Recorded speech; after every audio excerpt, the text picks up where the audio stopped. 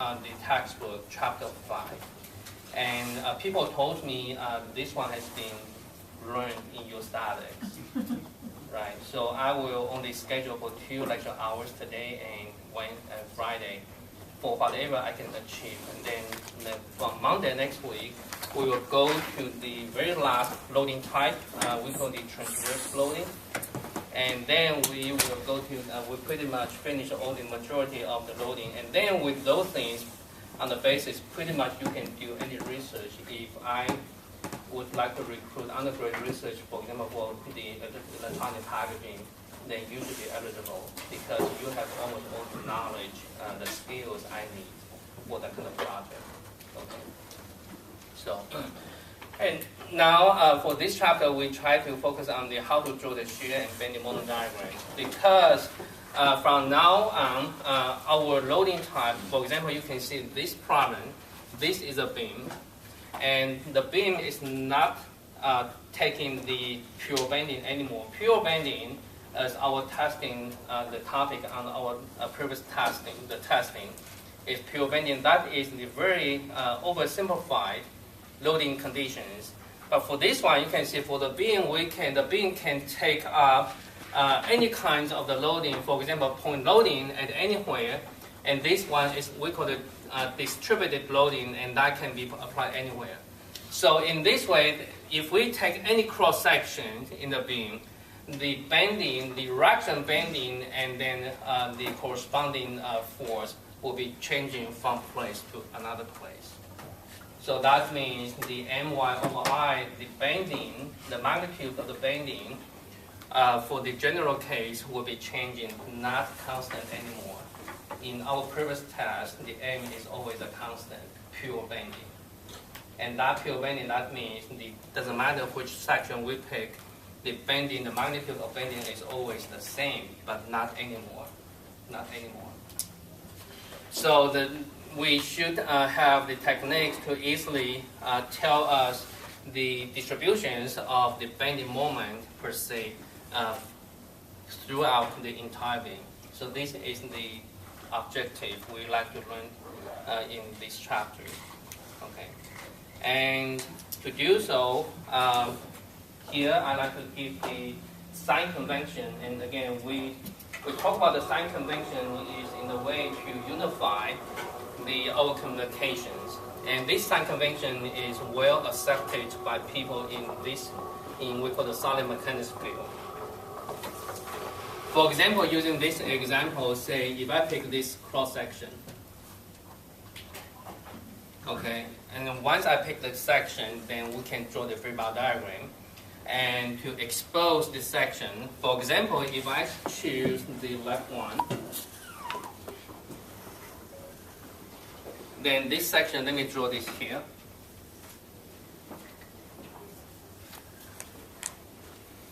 And this section basically is facing to right. And on this section, if we conduct the equilibrium equations, we will be able to find the reaction force and reaction bending, etc. on this section. On the other side, we can also choose this part of the free body diagram to expose the section. So that means we can also pick this free body diagram, and this is the same section, but they simply, based upon the selection of the free body diagram, they facing to the opposite direction. And again, on this free body diagram, we will be able to analyze the reaction force and reaction bending on the section. And by either way, you should reach the same result, because they are both the same section, but simply is an action reaction concept. So whatever you obtain from here, you simply put the opposite sign. That would be the information go to this side. Are you right? Okay. And now we, because there's 2 options to choose the sign and to choose the options. So here we come up with a sign for to define what is positive for positive force or positive bending. And the sign is this.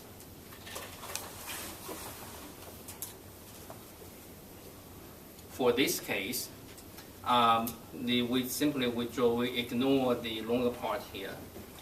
And for this case, let me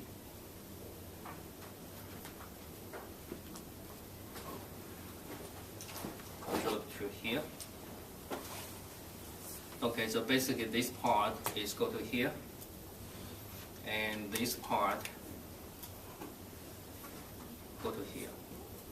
And here I'm going to define the sign. And positive bending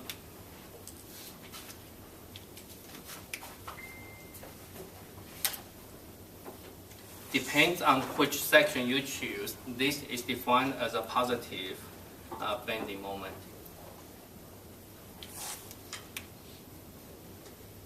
Okay.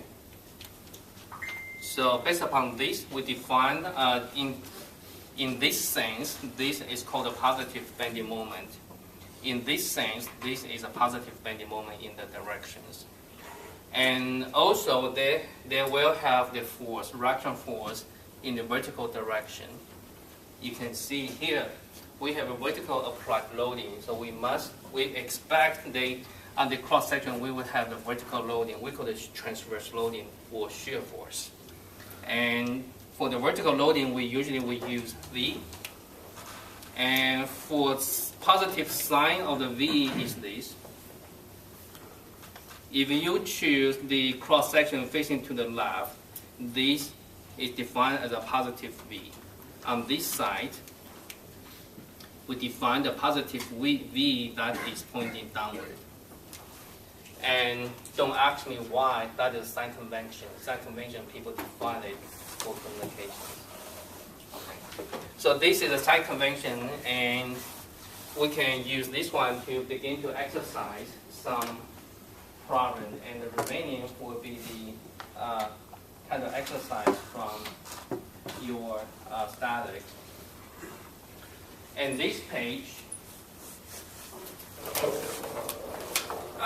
before we exercise a few problems, using this page, let me introduce a certain definition for supporting conditions. And this one is called a simply supported beam. And here, the symbol here is solid, fixed to the ground, and this one is kind of roller. The roller, that means this end is free to move in that direction, but won't allow to move in the vertical direction. That is the meaning of this one.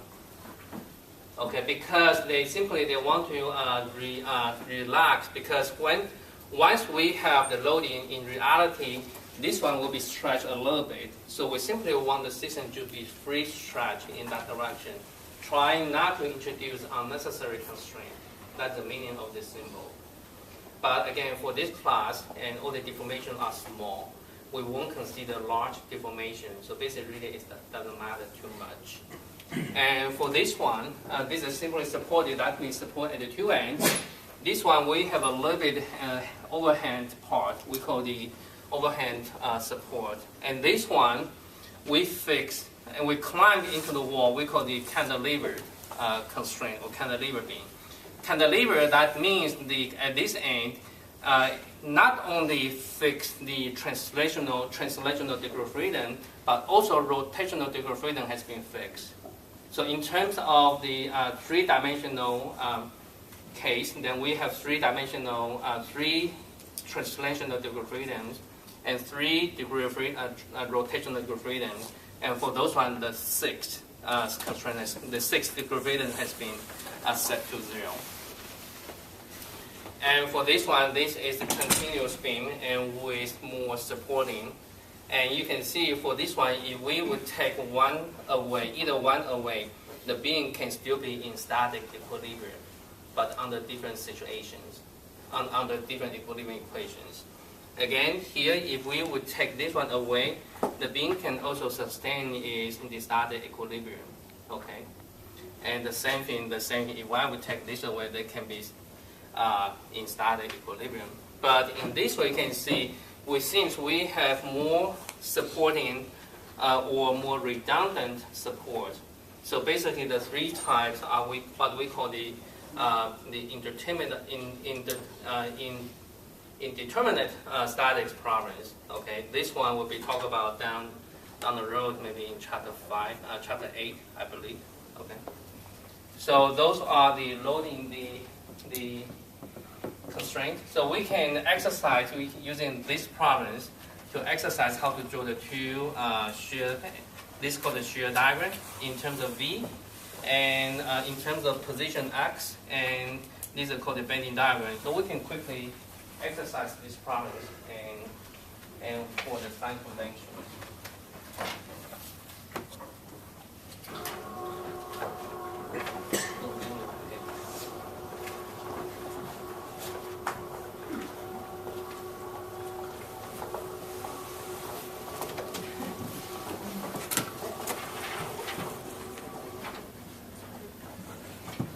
I'm looking for my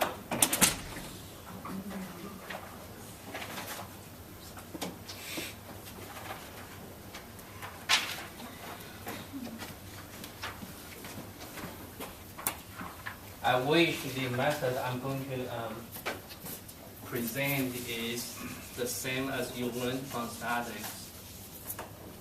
If not, you can share your comments with me. So this is the beam, and it has two supports here, simply supported at the two sides, and the distance here and here we have loading 40 kilonewton and then 40 kilonewton, and we have the distance here 2.5 in the unit is in meter, and 3 and 2. So we want to draw the Vx, that is the shear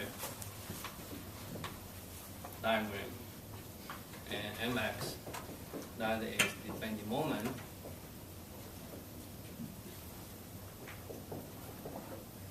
Diagram. And again, right now we can take up the techniques of the statics. So let me put the curve first.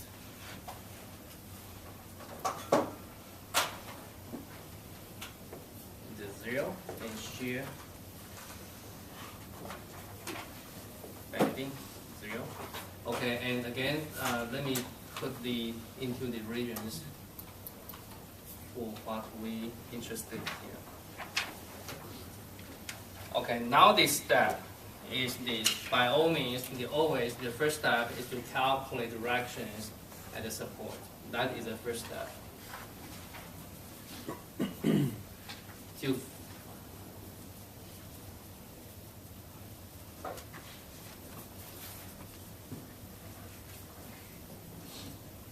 Okay, so using the equilibrium equations, Fy equal to 0 and bending moment equal to 0.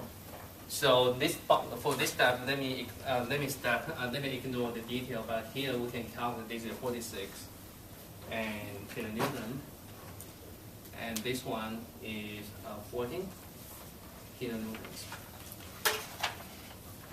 Okay, so now we are ready to go. So for example, in this segment, that is from 0 to 2.5, and then to here is from 2.5 to 5.5, and here is to 7.5. So now we build up the curve from segment to another segment piece by piece. So the first one, in this segment, I pick the cross section here. And for example, I pick these free bar diagrams. So from there, you can see now is like this. And on that free bar diagrams, the loading is like this. So on this part, we take the force equilibrium. Then from here, you can see in balance, the force here must be equal to 20, right? And then taking the moment, then we can see the moment must be equal to how much? And you're referring to the first section, the 2.5? Yes. So here I pick, for example, here is the distance is x, okay? So that means the distance here is x. And that is a free run diagram. Here we pick. So here the moment will be equal to how much? 20 times x. Yes. I'm just curious, why is the moment going that direction when Yes. there are other diagrams shows?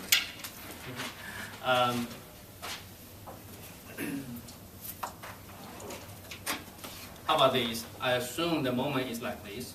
So we take the moment equilibrium equal to 0.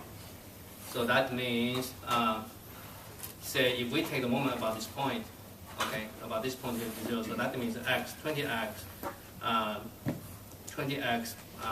minus m equal to 0. That be right? Okay, in this way, m will be equal to 20x. Okay, the same thing. That is the traditional statics procedures. You assume direction, you calculate, and then go there. Okay. Okay. And if you like, and the other way, if you like, you can say you assume the m is like this.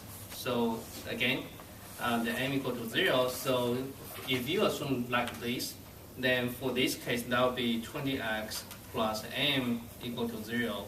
So from here, the m is minus 20x. So for this case, m equal to minus 20x would not be the same like this one. Okay. I guess I was just wondering, based on the assumed positive values. Not yet. Not yet. Okay. Not yet. Okay. So now we have the reactions like this. Then with those things being calculated, then to map the information onto the drawing, that is a sign. We're going to use the sign convention here. The opposite is go upward is sign. Okay, and now we see this is the cross section. Then we have to pick up is this for this part, right? Because here we choose the cross section facing the right, so we have to pick this portion as sign. And now for this case, we calculated the force is 20 like this. Per our sign in that section, that should be negative. So negative here. And from here you can see this 20 pretty much is constant as long in every single section as long as in this segment. So that means here is minus 20 all the way through constant. Okay. And now we look up the moment. We calculated, this is our calculated 20x in this way. And we're taking up this portion for sign. So that means positive n is go that direction, which we have is this. So that means here must be go negative. The slope is 20. Go negative. Because this is all calculated. We calculated is per this direction, which in per sign convention is negative. So we go to negative. And here the value here, we can say the value here is 20 times 2.5, so that is 50. So here this value equal to minus 50. And the unit is kilonewton meter. This is meter. With this is what you learned from your statics? Yes, right? How many sections in statics you? I think only one section, right? One section. Any questions on this part?